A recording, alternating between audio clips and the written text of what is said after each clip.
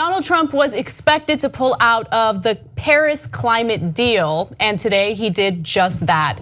In an announcement, he indicated that the United States would not be taking part in this deal, which 187 other countries have signed on to. And of course, the whole point of the deal was to lower carbon emissions and curb human behavior that contributes to climate change.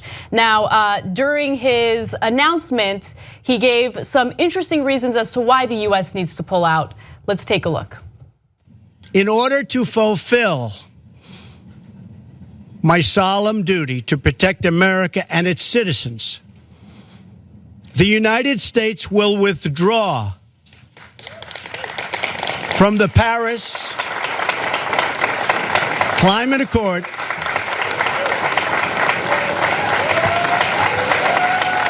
Thank you.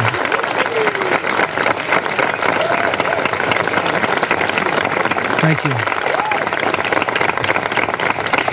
But begin negotiations to re-enter either the Paris Accord or in really entirely new transaction. Okay, so there's so many parts of that disastrous declaration that I enjoyed. First, is Trump ever going to get any chiropractor to help him on his neck?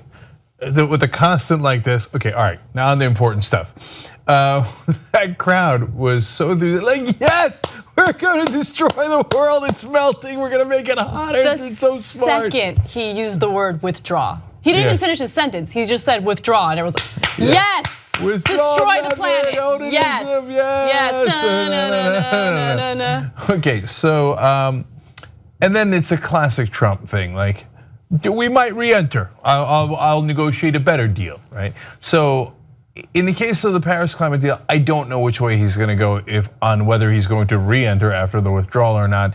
I certainly wouldn't count on it, and so I think you can consider it that it is done deal at this point. But on something like Trans-Pacific Partnership, which is a trade deal that all of his donors actually want, Trump will use that excuse like, oh, I have negotiated a much better deal. Now we will re-enter TPP. Right. And screw over all the people who I said made campaign promises to. But to be fair to Trump, in this case, he told you that he doesn't believe in climate change. He told you that he thought it was a Chinese hoax. So if you think it's a hoax made up by a foreign government, of course you would withdraw from Paris. You don't even think there is a real problem. And also, he's been very consistent on any type of environmental policy from the moment he stepped into office. So he wants to do away with national monuments and allow for drilling and mining on that public property.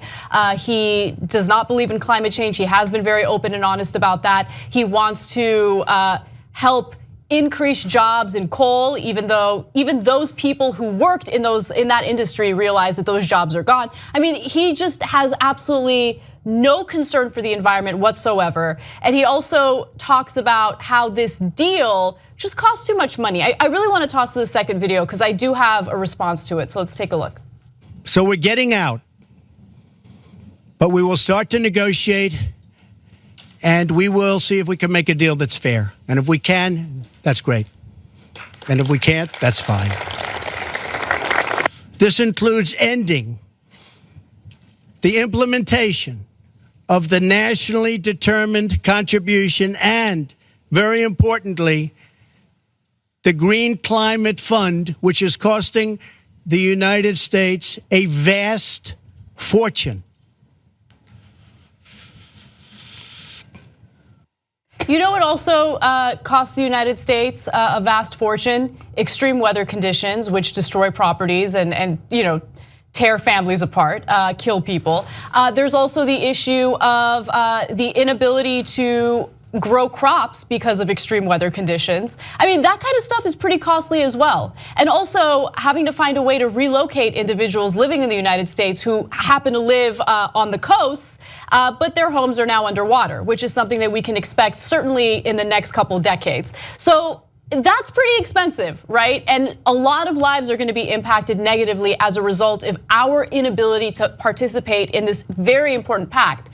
The good news is there are some states, including California, that feel like they need to take a more aggressive role in curbing carbon emissions. If the United States isn't going to do it as a country, there are states that say, hey, you know what? We're going to take the leadership position and we're going to do something about it. So that's the little bit of good news in this story. But it's devastating how much this country basks in ignorance. Yeah, well, certainly that crowd was very much basking in it. They seem super jazzed about the fact that we're going to make climate change worse. Okay, so now let's give you some further context. He says he did it for coal, as Anna pointed out. Gary Cohn, his top economic advisor, used to be president of Goldman Sachs, said recently, I covered on the show yesterday, that the coal jobs that coal as an industry, quote, doesn't make sense anymore. So his top economic advisor says, not really for coal. Coal doesn't make sense.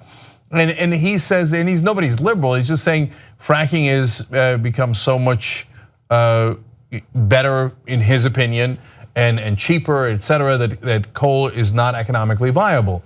So when he says he's doing it for coal jobs, it's just not true. And his top economic advisor has either wittingly or unwittingly admitted it in public. Secondly, this is such a disastrous move that even his Secretary of State was opposed to withdrawing from the Paris Accord, and his Secretary of State was the former CEO of ExxonMobil.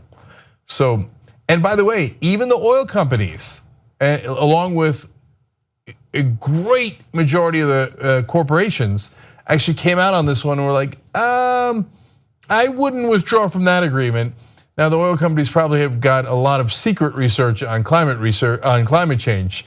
And so as much as they profit, they're probably like, Rex Tillerson has probably seen the research. He's like, don't withdraw. Right. That's a bad idea. Well, another individual in the corporate world spoke out against this immediately, and that was Elon Musk. I want to go to his tweet. America departing presidential councils, climate change is real. Leaving Paris is not good for America or the world. Yeah, so he's saying he is departing the presidential council. So he was am departing, okay. Yeah, he said he was on the presidential council, he'd received some flack for that.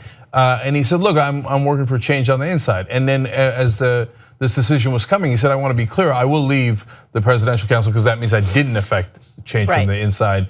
If they withdraw from this, is a disastrous decision. And when in fact we did withdraw, he left the presidential council. So that makes a ton of sense, and I appreciate that he did that. And this also costs us economically. So yesterday we talked about how there's a $6 trillion market for renewable energy, and we fall further and further behind when we're going backwards on energy sources that are going forwards. And a lot of the countries that are our competitors, they were overjoyed about that aspect of it. And now China has reached out to Europe and said, hey, since the US has left the building, you guys want to work closer together on some of these initiatives and trade? And Europe has said yes. So already the ramifications have begun. They're not just for our planet, but they're also for American economic interests, and they're not positive. The exact opposite of what Trump just said. I'm doing it so that America's economy can be better. No, there's an excellent chance it'll be far, far worse off. And one more thing, when he talks about, we're paying too much in this deal, that's the standard line he uses in every deal, right? But we're 5% of the world's population, and we're 15% of the world's carbon emissions. So we're 3 times as much as our population. So yeah, we put out a disproportionate amount of carbon and emissions overall. So we of course should pay according to that. But Trump, not being good at math or any other thing, looks at it and goes, why are we paying more? Why, we're America. We should just get to do whatever the hell we want and never pay the bill. And which is not surprising if you remember that Donald Trump is famous for not paying the bill. He had 6 different bankruptcies where he told his creditors to go take a long walk off a short dock. He's like, no, I'm a deadbeat. I never pay my bills. That's why he had to do a lot of deals with the Russians, and for his golf courses, as his sons admit, and for some of his properties. Look, the US is no longer a leader globally, and that's a really scary position to be in, because we're making enemies out of longtime allies, Germany being one of them. Germany stating that they can no longer rely on the United States. And why? For what? Like why is he going out of his way to completely destroy, important ally relationships that we have abroad? He doesn't know what he's doing. He doesn't know what he's doing. And this is a disastrous decision. It will have huge ramifications, not only for the economy, but also, obviously for our environment. And I just feel like it's a very embarrassing time to be an American. It is. During the general election campaign, when it was Donald Trump versus Hillary Clinton, we had a lot of discussions on the show, and I remember the two guys that emphasized this the most were John Iadarola and Wes Clark, and they were both said, look, on this alone, we cannot let Trump win, because can the earth even recover from 4 more years of going in the wrong direction? And as we speak, the Arctic ice is falling into the oceans, and methane is going to be released from that, which is even more dangerous than carbon. So Trump has literally set the world back. And this is what we were warning you about, and then this is what has happened. So we have hit the proverbial iceberg as it's falling into the ocean. Membership helps fund the Young Turks. You know one great thing about that? That means we're not accountable to anyone but you guys. That's why we're strong together, because we built this show around you. Come build it even bigger and better at tytnetwork.com/join.